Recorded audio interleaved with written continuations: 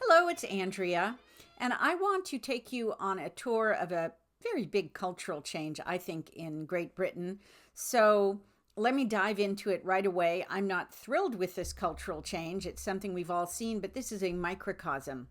It started when I saw a tweet from Gay Not Queer, and I'm putting it on the screen. I'll describe it to those of you who are listening, not watching. The picture shows a tall, obviously British man standing next to a petite, obviously Muslim woman. It's obvious because she is completely enveloped in a burqa, one of those where it just has a narrow slit for the eyes, the kind that women in Saudi Arabia wear. And the message is, Gay Not Queer writes, "This is real," and here quotes, "We're delighted to announce that one of our incredible volunteers at Krimmz Youth Club in Bolton," and I'll interject that Bolton is a part of Greater Manchester, "was this week awarded with the British Citizen Award. She received the award at the Palace of Westminster in recognition of her work empowering young women." So what is the British Citizen Award? Well, I've got information on that too. So it's from Wikipedia.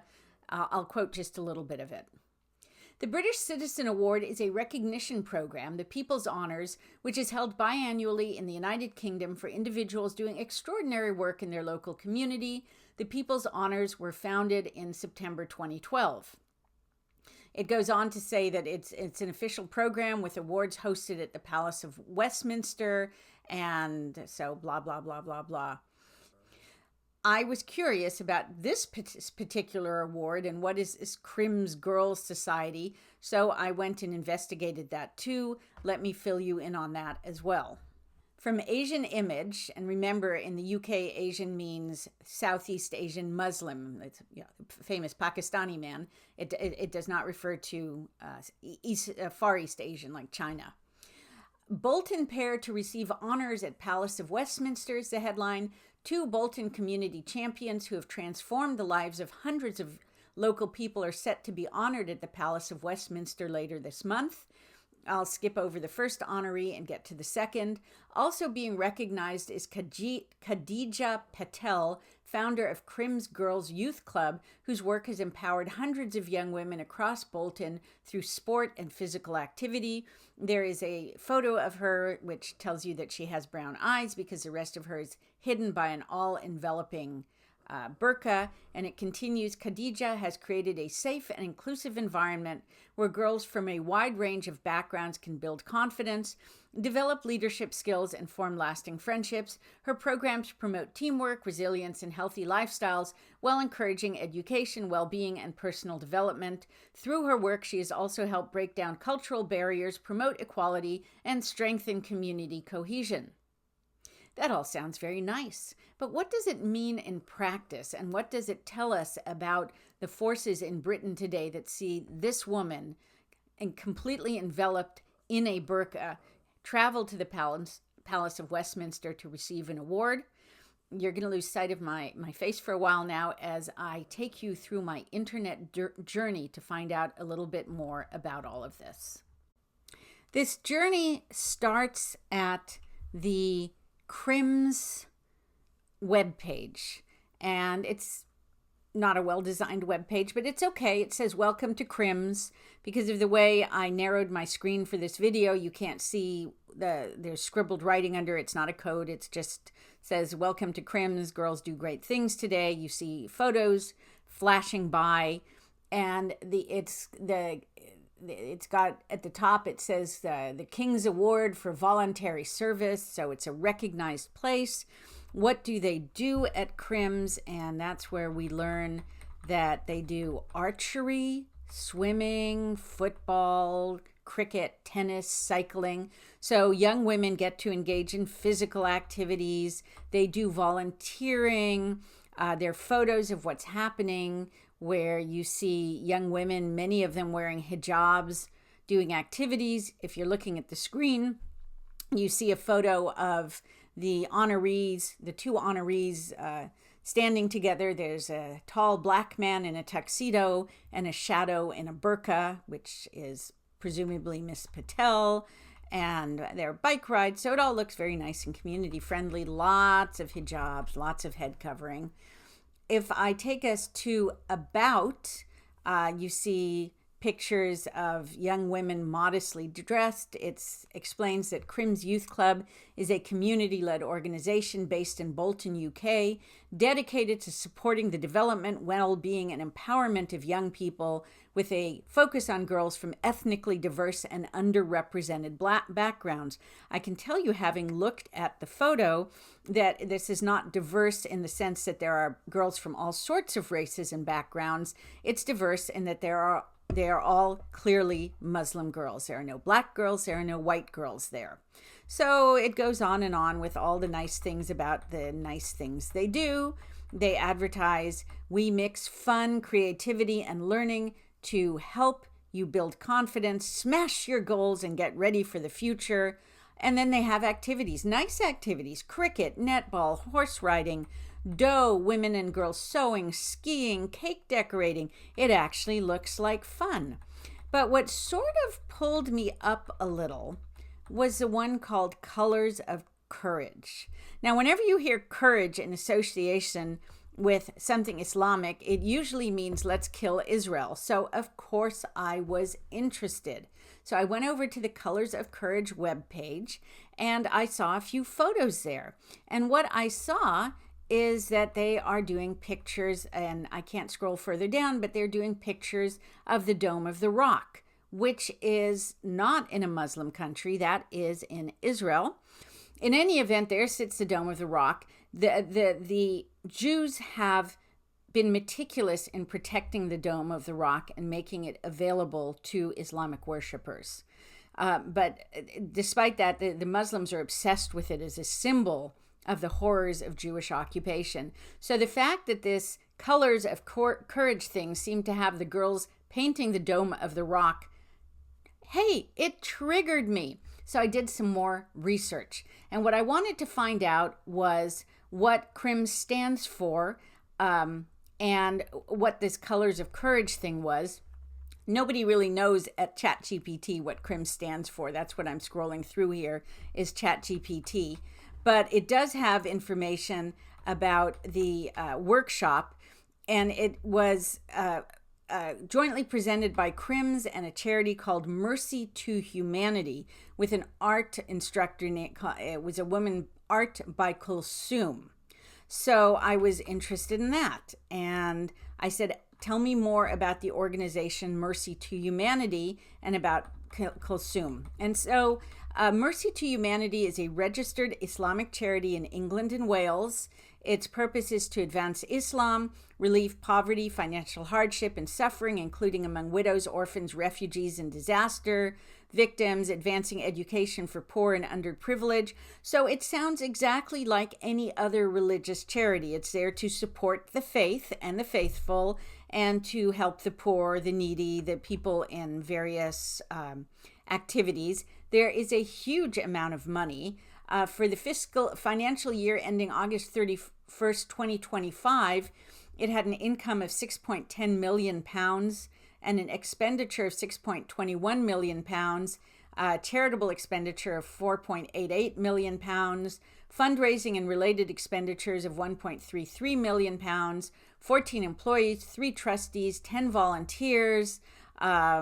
It's headquartered in London. It does food distribution, well and clean water. So it is a very profitable organization. Its current website claims that its work has included supporting more than 1,400 orphans, providing 16.3 million meals, supporting 1,120 students, and assisting 44,877 new Muslims. That seems to be its British branch, and it tells you how many Muslims are coming into the organization. Kulsum herself just seems to be an individual, but she has worked a lot with Mercy to Humanity, and ChatGPT gave me her Instagram page, which is interesting, but I'll get to it in a minute. First, though, I want to go to another web page here, so give me a sec. And I ask if Mercy to Humanity has terrorist ties. Yeah, I was curious. It does not. Let me say right off the bat, it does not. ChatGPT couldn't find anything, but it found a lot about its interests. The charity operates in a place called Palestine. Let me say there is no such place. There's never been such a place. There has only been a nation of Israel there. There was a nation of Israel before the Roman occupation, and there was a nation of Israel after 1948.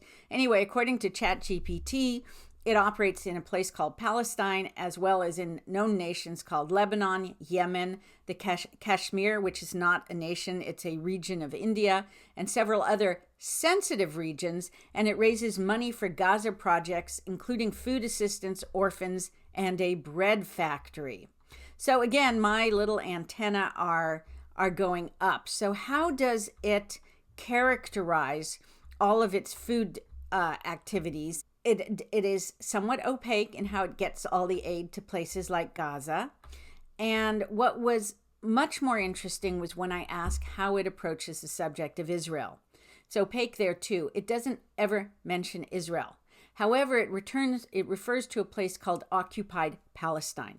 Occupied Palestine means free Palestine from the river to the sea, the whole Megillah. And that's where this charity that is closely aligned with this Krimmz, where the burqa'd woman got an award from the British government. Our brothers and sisters are facing relentless attacks and unimaginable suffering. It attributes Palestinian deaths and injury to aerial attacks, says Palestinian children suffer from repeated attacks, and asks God to grant those killed a place in paradise. Okay, that's religious stuff.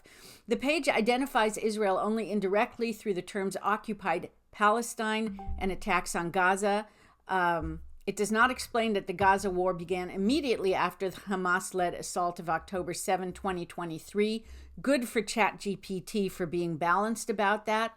The Arab language version uses much the same framing. So what it basically says, ChatGPT, is across the Palestine materials I located, Mercy to Humanity calls the territory, quote, occupied Palestine, unquote, presents Palestinians as victims of, quote, relentless or repeated attacks, refers to Palestinian dead in religiously honorific language, so it's not distinguishing between combatants and civilians, attributes the humanitarian crisis primarily to aerial attacks in the opposite occupation, and makes no mention of how Hamas triggered all this. So then I wanted to move on, and I thought, well, who is this artist? Who is Kulsum? Art by Kulsum. I found, thanks to ChatGPT, her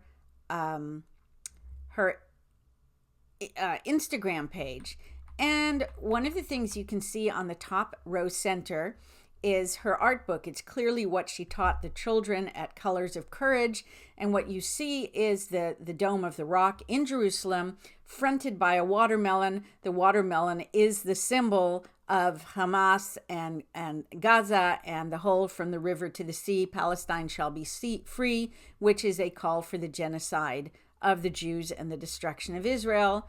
Otherwise, you see a lot of kind of anodyne artwork. It's not very interesting, blah, blah, blah. A lot of Dome of the Rock stuff. She's really obsessed with it. And then really obsessed with the Dome of the Rock. That is a deep symbol for her. And then you get to a man totally in a hijab, in a keffiyeh and with the scarves, and you see flags. So I clicked on that. So bear with me a moment. I will get that lined up. And here is what I discovered when I took a look at the video on her site. What you're looking at, if you're watching, is a video that was recorded on November 11, 2023, ironically enough, Armistice Day, of an absolutely massive march. Her text says the biggest march in British history, and that may well be correct. Millions of Muslims turned out just immediately after Israel invaded Gaza to try to recover the hostages after Hamas and Gazan men invaded Israel and slaughtered over 1,200 civilians and kidnapped over 200 more. This march, it's about Netanyahu as a child-eating monster. They're carrying fake dead bodies. They're waving watermelon pictures. They've got the flag of the imaginary nation of Palestine. They've got the Free Palestine. So this is all about the genocide of Israel. And this is what the teacher at Krimmz has for to teach the children courage. I opened this video saying that what I was going to show was how Britain has changed, and it has changed indeed. People who advocate for the genocidal destruction of the Jewish people and their tiny little nation are winning awards at Westminster. I found this very disturbing. I don't know what you'll think of it. It's up to you to decide. And on that cheerful note, thank you for listening. Sorry for running a little long, but there was a lot of information here, and I'll be back maybe Monday, maybe Tuesday. Take care.